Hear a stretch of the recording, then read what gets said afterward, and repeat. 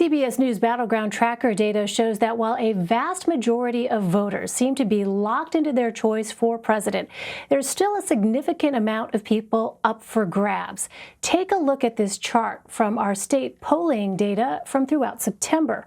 About 4 to 6% of voters in each of these states are undecided on their choice. Another 4 to 6% per state say they back Donald Trump but might still consider Joe Biden. And a slightly lower percentage backs Biden, but say they might consider Donald Trump. CBS News Director of Elections and Surveys, Anthony Salvanto, joins me now to discuss what this means for the stakes of tonight's debate. So, Anthony, good to see you. You're talking to debate watchers tonight. You talked to them beforehand. If so many minds are actually made up, why did people say they're watching this tonight? Well, we asked them that because you're exactly right. So many people's minds are made up. So in advance of watching, we asked them, well, why are you going to watch?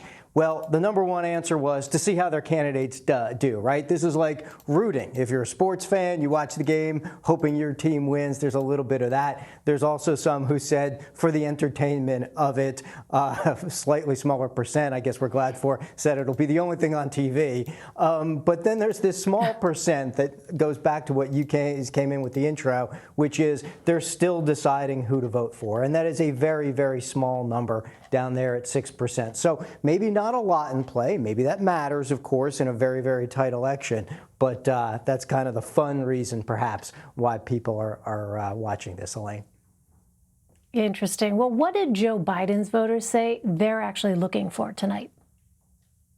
Okay, so riffing off of that, right, if you're watching to see how your candidate does, then what is it you want them to do, right? Well, for Joe Biden's voters, they want him to explain his plans, no doubt thinking that that might persuade folks. They want him to inspire confidence and show who he is. A slight majority, though less, want him to avoid mistakes. Maybe some of that is thinking, well, if he's up in the polls, he's just got to avoid mistakes. We actually see similar patterns, Elaine, if I show you among President Trump supporters what they think he should do, and that is explain his plans, inspire confidence, and also show who he is and avoid mistakes. So you see not only big polarization, but people thinking that each of their candidates have to do the same thing.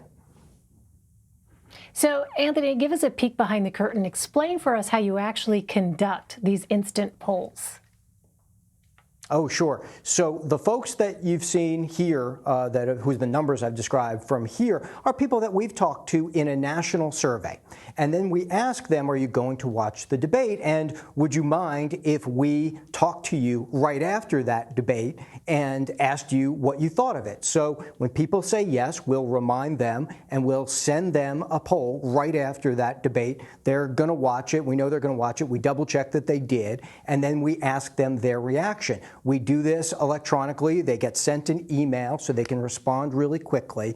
And our hope is that we can get then to you, the viewer, a reaction. But the key here is that it's a nationally representative sample of watchers. We know from reports who's going to watch the debate, and then our sample will match the demographics and the partisanship of the people who said that they were planning to watch, Elaine.